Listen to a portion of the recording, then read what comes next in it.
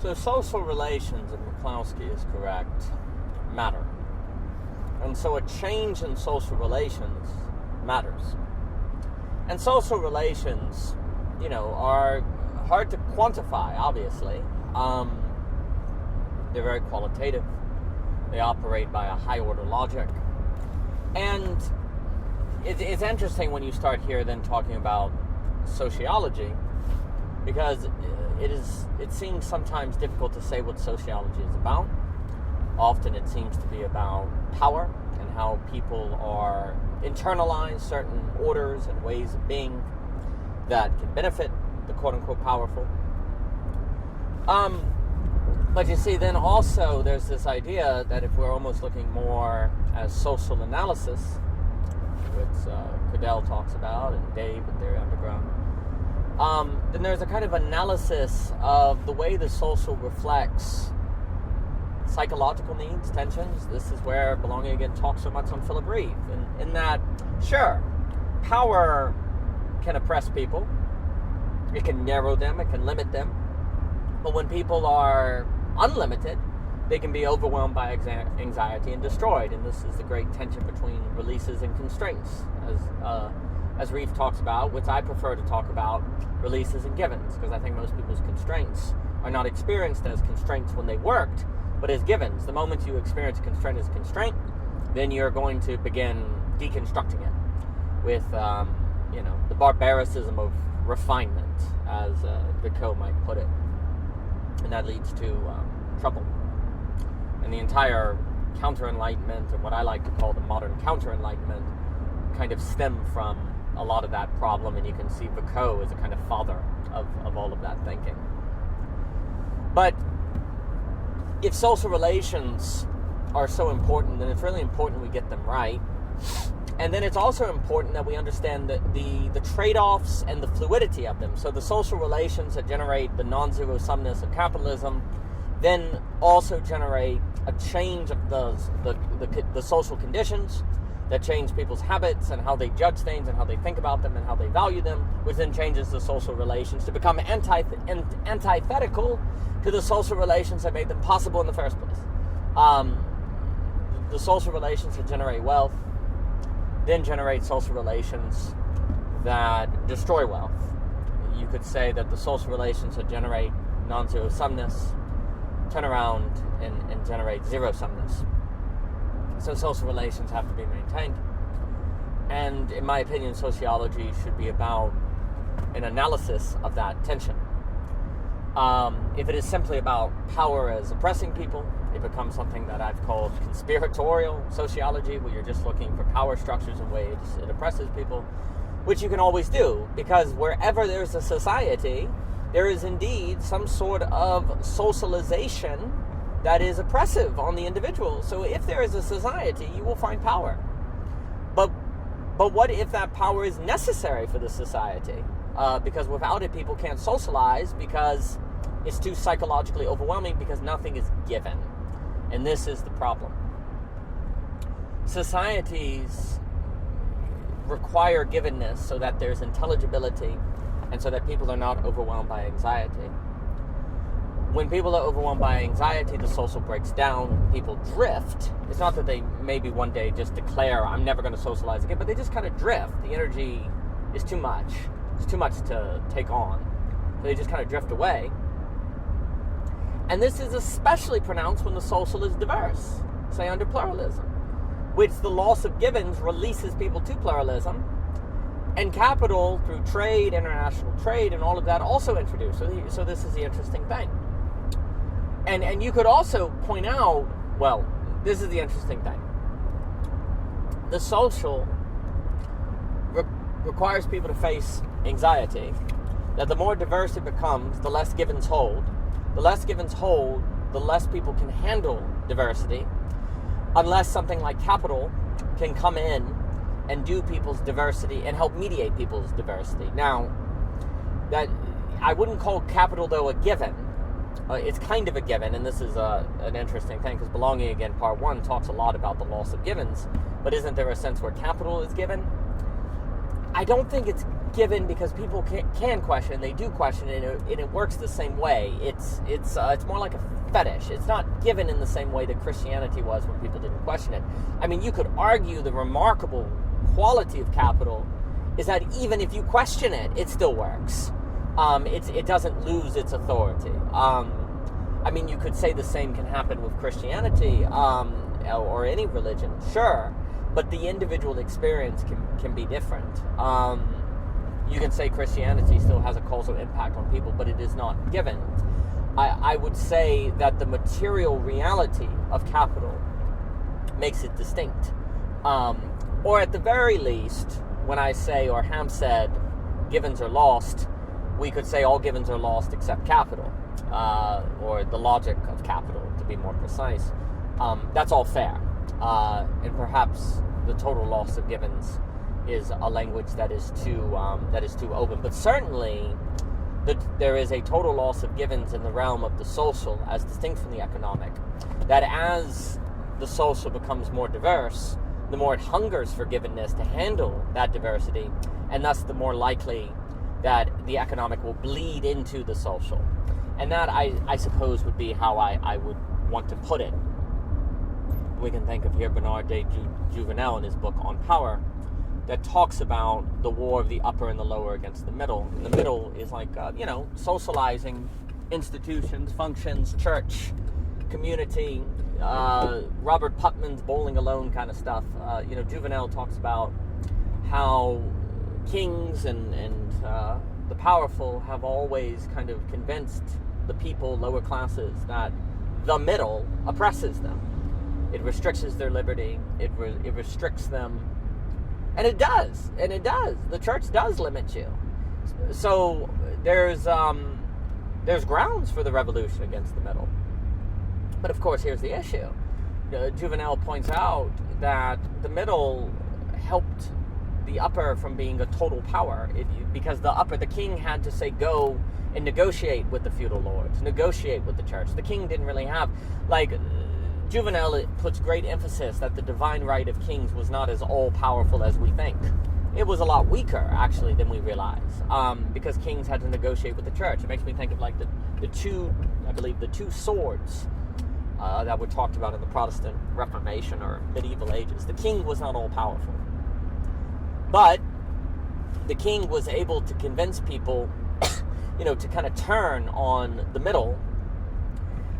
And that actually made the king more powerful. And so what you can say is that the war of the upper and the lower against the middle has totalized power.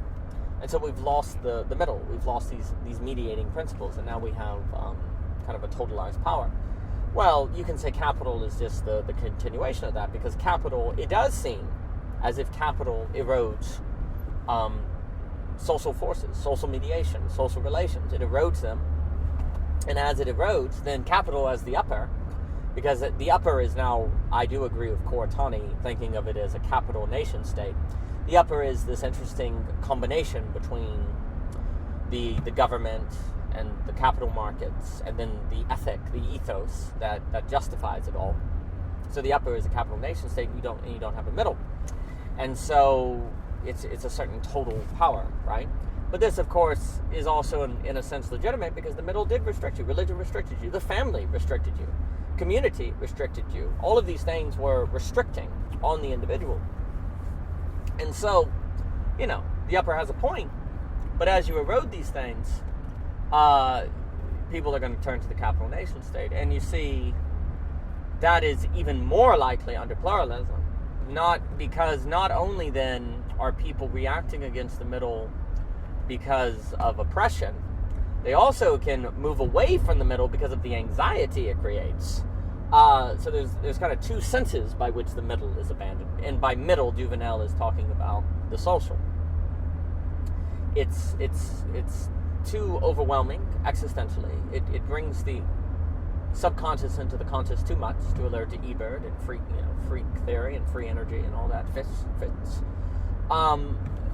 And so the middle goes away. Well, as the middle goes away, then people are only going to be able to interact through the social mediation of capital. that's how people are going to interact with one another, which are going to close conditions of possibility. And it's certainly going to assume the sociology, the politics of capital, and so incubate people into habits of the logic of capital, which, if Dave McCarricker is correct, that logic works against time energy and it destroys time energy, scole, leisure. And if there's something about scole and leisure that is necessary for conviviality of the human being, the fullness of the human being, and certainly the fullness of social networks that generate non-zero sumness, then this is a significant problem, and we have to have a return of the social. Now, a few things have to be said here. Dietrich Maclowski is adamant that capitalism has made us better, that it is not a threat to social relations. And there are other people. George, I think, Will argues this, that capitalism doesn't just make us richer, it makes us better. There does seem to be truth to bourgeoisie ethics. There's something to be said about, if capitalism didn't force you to interact with certain people, you never would. You're forced to go out. Maybe it forces you to travel, and otherwise you wouldn't travel. So there's things like that. And yeah, this could all point to capitalism as a necessary step in social development. And I think that's very important, that it can play this kind of social role. So all that should not be overlooked. The issue, I think there's a difference between saying that capitalism makes us greedy and unethical, which I think is not I actually think that argument is not strong. I think that can be a problematic argument, even if it's true that it can make some people greedy. The criticism that, capitalism makes greed good, as the Wall Street movie goes or whatever, I think that is not really the heart of the issue. I think a stronger idea is that capitalism trains us to think of social relations in terms of pragmatism, utility, price, what makes you money, what doesn't make you money. And this is very common. I mean, you'll have people be very concerned about the greed of capitalism, but then be concerned if their kids study literature, right? Like, you could say the Dead Poets Society movie is actually more a concern than Gordon Gekko of Wall Street or whatever. The idea that the practical, what is useful, is what you should do with your time. This is the problem. And the reason why this is the problem is that the practical almost always by definition ends up in quantification and low-order causation. And if capitalism's non-zero sumness is actually a result of high-order causation, then the tendency of capitalism to drift into an emphasis on pragmatism is auto-cannibalistic. It's very ironic. Is that in the name of wealth, capitalism moves into an emphasis on that of which didn't create its own wealth, and that threatens its own wealth-creating capacity. So there's a deep irony there. And Michelle and I often will say, irony is the fabric of reality, kind of based on our the first book, ironically, that we did and tore apart and rewrote into The Truism of the Rational.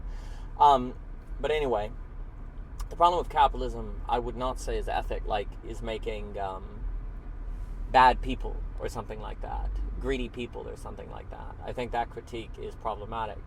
I think it's much more useful to talk about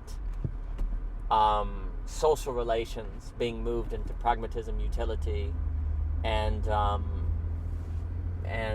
inability to think the humanities, literature, English, and then of course the great irony is that those things actually generate the creativity or create subjectivities that can be creative. And creativity is what generates wealth, as Maclowski emphasizes big time. And I think it is a mistake in capitalism to just talk about supply, demand, and not talk about creativity. I think it's a big mistake. We have to ask what creates demand, not just what stimulates demand. And economists, in my opinion, conflate the categories of stimulate demand and create demand. Big mistake. And I think, oddly, the things that tend to generate wealth are that which are not practical, quote unquote, meaning they have no clear quantitative end. But that's why they're high order, and wealth is a result of high order causation, that which cannot be quantified. It's not random now. It's just tends to be that which you have to do to get. It's radically particular. It's a radically particular subjectivity that comes up with the next great invention. Who just, an obvious example is Steve Jobs. He studies calligraphy, engineering, he goes to India, he does all this weird stuff, but this particular subjectivity is the one who can thus generate one of the most powerful companies in human history that has more, the amount of wealth Apple has is extraordinary, right? So this radically particular subjectivity, and that's another way to think about high order. High order causation is bound to a radical particularity of the subject, and you can't quantify it. Now, I belong again is going to argue that doesn't mean you can't increase the probability of its arising. That is the question of spreading childhood, but it does mean that wealth is created by high order causation and radical particularity. And it's very difficult you can't really model it. And I would associate this with the Solow residue that Robert Solow talks about, the great mystery of where this very large percent of GDP comes from. Once you take into account productivity, capital flows, all this different stuff, you really can't explain growth. There's still a very large percentage of growth that is not explained. And I think that's because a lot of growth is dependent on high order causes that cannot be quantified, and yet are nevertheless very, very tangible. The problem is when the brain tries to think of that which is not quantifiable and yet exists, it can't, almost by definition, because that has to be lived in experience. So creativity is much more bound to experience and particularity, which then, of course, ironically, if capitalism generates a regime of the reign of quantity over quality, as Guan, that book title, he emphasizes, if capitalism generates a reign of quantity over quality, but capital's wealth is a result of quality, then capitalism generates a system of, you could even say, justification and legitimization that is self-destructive. Auto-cannibalistic is the term that I like the most. And so yes, that is I suppose the critique or concern of capitalism when I talk about how it damages social relations or trains social relations, which is very different from claiming it makes us unethical. It makes us bad to one another. I don't think that's true. I don't think that's useful, and I don't think that's really the case. No more than any other system. I mean, there are clearly unethical people in churches. There are unethical bad people in communism. I mean, so the idea that capitalism makes us immoral, I don't think is the correct approach. It does not seem to be the case. It actually seems to be a necessary step and beneficial to social relations to move in a more pluralistic direction.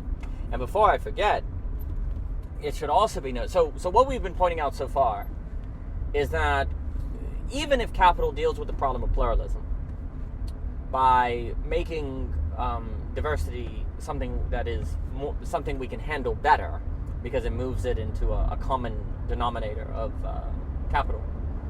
Capitalism, first off, seems to have a tendency to be self-destructive, like it creates habits that devour it, so we said that. But the other thing is that the opposite of pluralism, which would be more isolated states, nation states, well, we've seen world wars, right? Unless you're going to have nation states but not have interconnectivity. What are you going to do? Destroy the internet? Get rid of planes? So that's the other issue, is that going back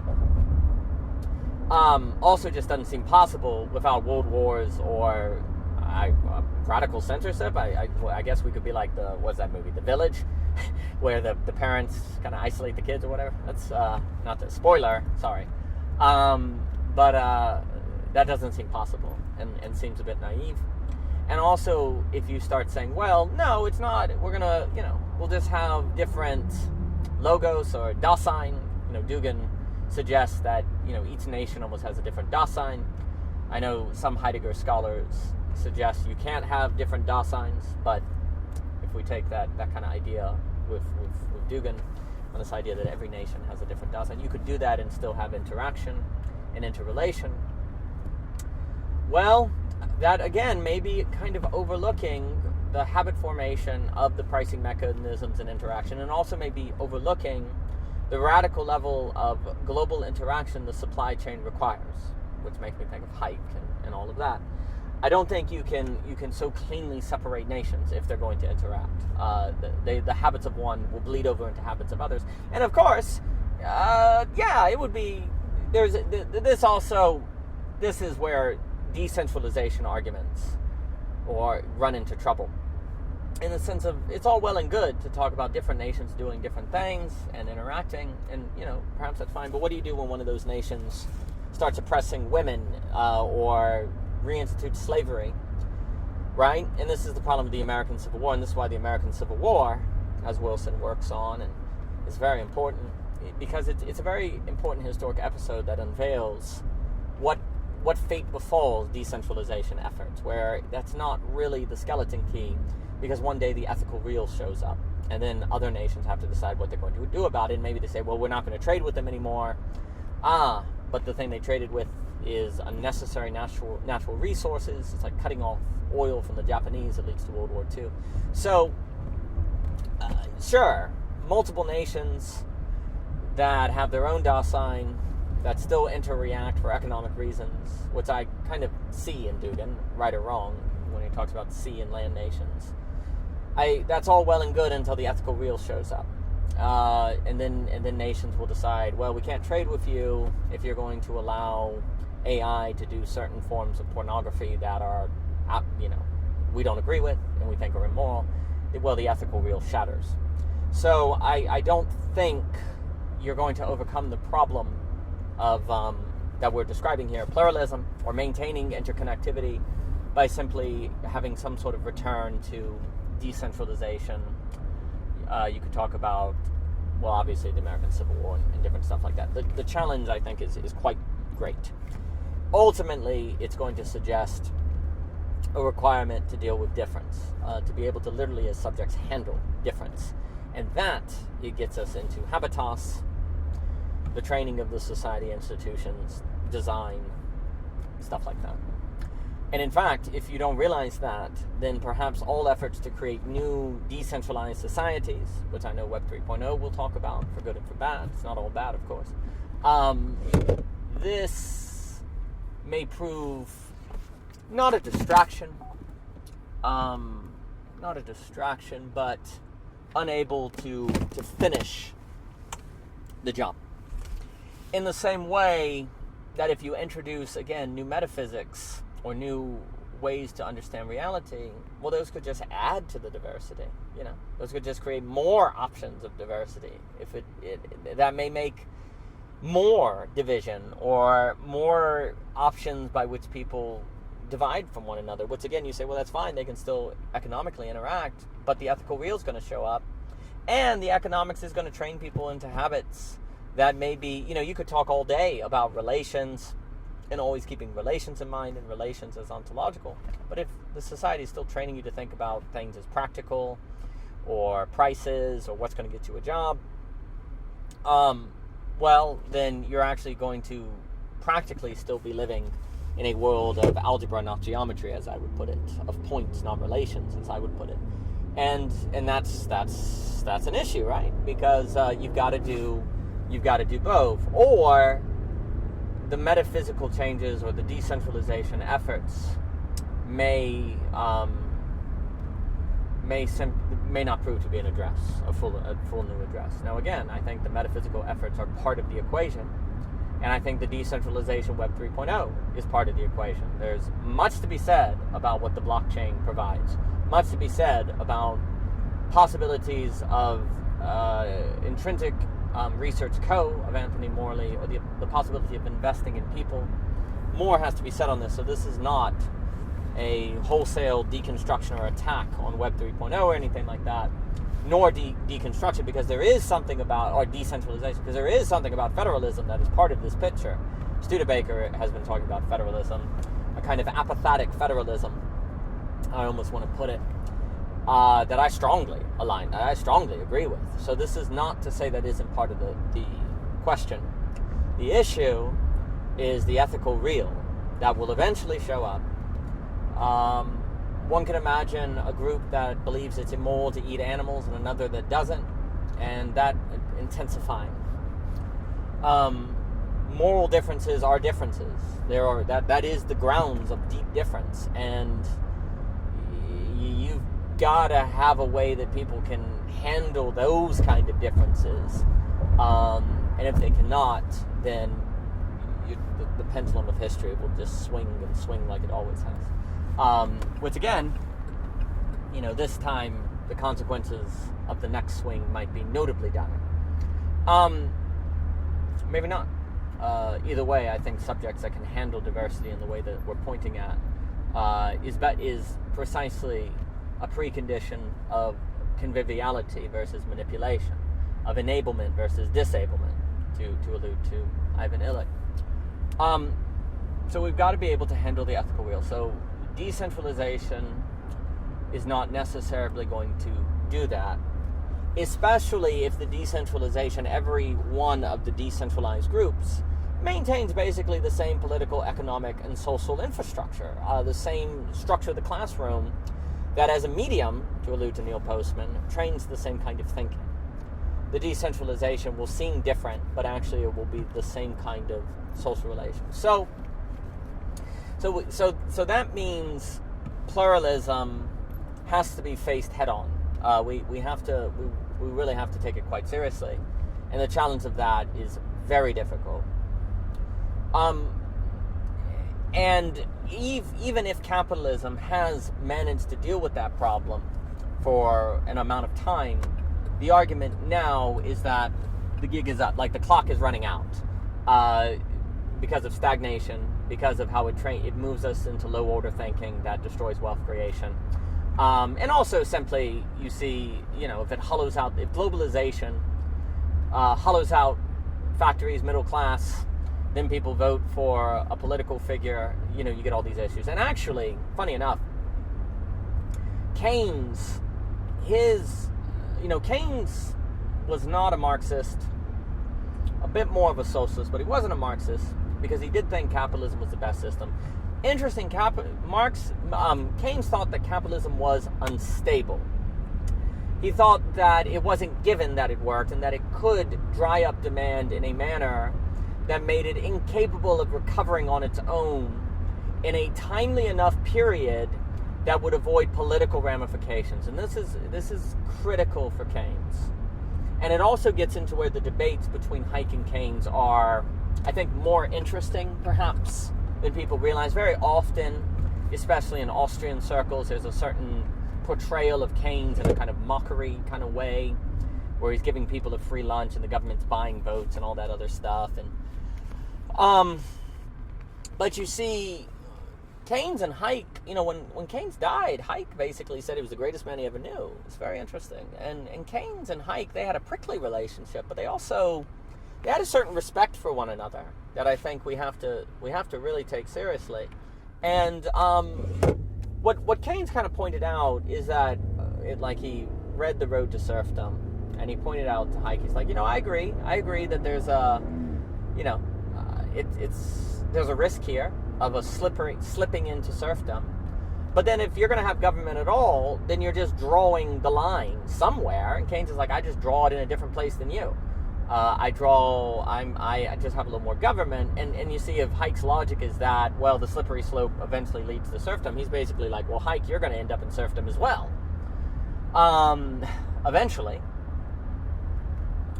The other thing that Keynes kind of just wanted to say to Hayek is he's like, well, yes, okay, Austrians, eventually the system will recover on its own without government intervention, but by then, people have voted a Hitler into power. Keynes's thinking has to be understood as seeing the economy as always in relation to political realities, and you can't have an internally consistent understanding of the economy like Austrian economics does. And I think Austrian economics basically lacks any internal contradiction. I consider it a map, and by map I mean internally consistent. It has no necessary contradictions. The issue is that although it is the case that the Austrianism will eventually recover on its own, and it will spread wealth and do these different things, Keynes's idea is that it will never get there. It will never be allowed to have enough time before political realities, not by the government necessarily, but the people voting in the government, step in and demand change, right? So there's kind of a way where Keynes is suggesting that Austrianism and democracy don't really go together. which is very interesting because usually people think of democracy, conservatives tend to associate Austrian economics and democracy together. But there almost is a suggestion here, and I won't claim it with authority. There's almost a suggestion where Keynes is kind of like, Austrianism would be better if you had a monarch, which makes me think of Yarvin. These people talking about monarchy as the smallest form of government. If you don't have a monarch, then Austrianism will never be given enough time. And you can say this is what Keynes is kind of getting at when he says, in the end, we're all dead. In the long run, we're all dead. He's suggesting that, sure, in the long run, the system can recover on its own, but we're never going to have enough time. And he also makes an argument that the amount of time it will take can greatly lengthens, the worse the depression gets. And the Austrian would never, they'd have the economy get as bad as it can get. And the reason is because the way I try to explain it is that demand in the economy can go across a kind of event horizon where the forces dwindling demand are so great and have such gravity that the recovery of demand to bring back spending and stuff like that is too much. It's kind of like in the movie Interstellar when they go to the water planet and time changes and they're gone for 15 minutes, but when they get back to the shuttle it's been 20 years. That's kind of what happens, is as demand dwindles and the Great Depression goes on, every day demand dwindles, it adds another 2 months, then 4 months. It's like really long time. So Keynes is like, you take that seriously, then the amount of time the Austrian demands for the Austrian system to recover, as eventually it will, it's just completely, it's practically impossible that there won't be a political backlash, and then we're in fascism, then we're in totalitarianism. And we can say Keynes has an interesting sort of commitment to democracy. There is a commitment to a meritocracy. I would have to think about this more. There is something that we can kind of just say that Keynes doesn't want to separate economic realities from political realities. And since capitalism in that sense is unstable, you must maintain demand in the system, and this is where government spending, building infrastructure, but then we get here into the infrastructure multiplier versus money multiplier, things like that. So another reason we can say capital doesn't seem to be an adequate permanent address by its own logic to the issue of pluralism is that eventually it's going to require government intervention, and then it's going to become a capital nation state. It is unstable, and in being unstable, it eventually will create anxiety against it, because one of the whole reasons why people ascribe to it is because it's supposed to reduce anxiety. So if it can become unstable and generate anxiety, then people are going to turn to a strongman, a governmental strongman. And you could say then that capital in that way becomes its opposite, because free markets, because when I'm saying capital here, I do basically have in mind free markets. And the issue is, capital doesn't seem capable to stay a free market. You could say that its great non-zero sum wealth creation are in times of free market, quote unquote, or glimmers of free market, events of free market, maybe not perfect free markets, but more so than not, events of free market are incredibly powerful. It just can't maintain it, and then it passes over into otherness. Rather it be because of an instability that makes political extremism appealing, or because of a stagnation, or because of a habitus, a training into habits that make us not creative anymore. So there's very good reason to think that capital, although a means of dealing with the problem of pluralism, is not a permanent one. And the way that you could say that it's trying to become maybe more permanent than not is AI, and moving into AI. And this is Nick Land, and this is Mikey's work on where AI is moving into, it's a stage of capital, moving into AI, by which we will mediate social relations. But then, of course, this gets us to Ivan Illich, because the problem is our tools are disabling us, and they're training us out of the ability to be convivial, and we become reliant on our tools. And when we are reliant on our tools, we become more like you could argue we become less creative, and it hurts social relations. And this is the question: is subjectivity formed by our technologies better equipped for social relations, and thus if social relations are at the root of what creates wealth and non-zero sumness, then that's a great thing? Or is technology disabling us from social relations, which would lead to stagnation? And you could also argue if we can't handle social relations, then we will be replaced by AI, because what job do we have? What role do we have? We don't tap into our network effects, social network effects. So what role do we have? And this gets into the question of Ivan Illich, and which the second, the longer half of Belonging Into One we'll talk about. And Ivan Illich, he said he was more optimistic than Turquoise in the technological society.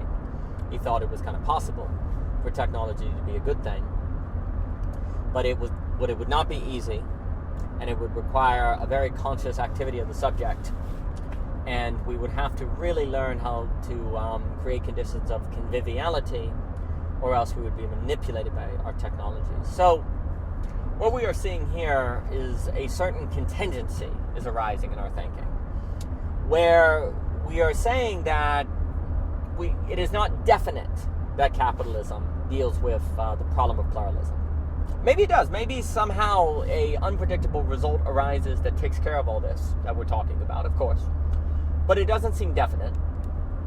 But then you could say maybe the very failures of capitalism will generate transformation. And of course that's true. In that way, you could say the failures of capital means exactly everything's happening exactly like it should, right? And that's what's very interesting. And this is where you start thinking about spirit and a certain logic unfolding, which gets us into Hegel, right? So, it can all be an interesting kind of dialectical monism in a way, as I've put it, a situation that is different and yet all together, but that's getting us into a different topic. But there's just very good reason to think that there's a contingency here. And the contingency, because it's a contingency, it cannot be, well, we just need to go back to old systems, or we just need to free the market, or we need the government to act more. The main thing that we're trying to lay out is that nothing is automatic. Nothing can happen for sure. If by that we are talking about maintaining the human, I mean, there's no definite. There's no. It's contingent. And look, unless you want to say it doesn't matter if humans are wiped out by nuclear bombs, or it doesn't matter if AI destroys humanity, or if we're reduced to biological machines where we really are not distinct from a machine. If you want to say that doesn't matter, or it doesn't matter to you, then I suppose it doesn't matter. I do think there's reason to think it matters, but perhaps I'll just say I accept as an axiom that it matters, as a first principle, and I can elaborate that on a different time. But if you grant me that, if we do say it matters, well then we have to deal with contingency. But if we have to deal with contingency, then we have to deal with our training and working with contingency. We have to be able to work better with contingency. And that contingency is where now we're talking the human and a certain flexibility of consciousness, a certain flexibility of subjectivity, and a certain able to work with and handle diversity and difference. And this brings us to a human that, is able to handle some more subconscious being conscious, and kind of able to handle greater problemization, which there's a way in which I believe Ebert has basically said that, the philosopher creates problems. So there's a kind of philosophical mindset, this ability to work with this lack of givenness is the Nietzschean child, absolute knower, Deleuzian individual, Simone Weil, we've talked about, etc., so forth. But it would seem that kind of character of the subject becomes necessary. And that's where we need to really take seriously what Ivan Illich is saying. But it also, if it comes down to some sort of skillfulness, some sort of dexterity, the actual qualitative way the human interacts with otherness, then there's no political system, nor any metaphysics, nor worldview, nor religion, nor theology that will necessarily deal with or provide for the inquiry into belonging again as an address. There's a certain skillfulness that has to be taken care of. And in fact, we may, and then of course the environments, the infrastructure, the schools, whatever, that train this skillfulness that I've also called encounterology, which is perhaps a certain social problemization that we come to terms with, to allude to Ebert. If it all comes down to that, then we're actually in danger of overemphasizing, well, economics, politics, models, worldviews, religions, whatever, because it can be a distraction from this thought. Not necessarily, it depends. But we have to take that very seriously. But if we're not ready to handle the anxiety that taking this seriously can create, well then we perhaps shouldn't open up these questions. But if we have to open them up, then it's a question of how do we do it, at what rate, so that we're not overwhelmed. And that leads us to many questions of how we can create a clearing for this kind of development as opposed to a hard system. But that's going to, again, we should talk about Ivan Illich in our next consideration.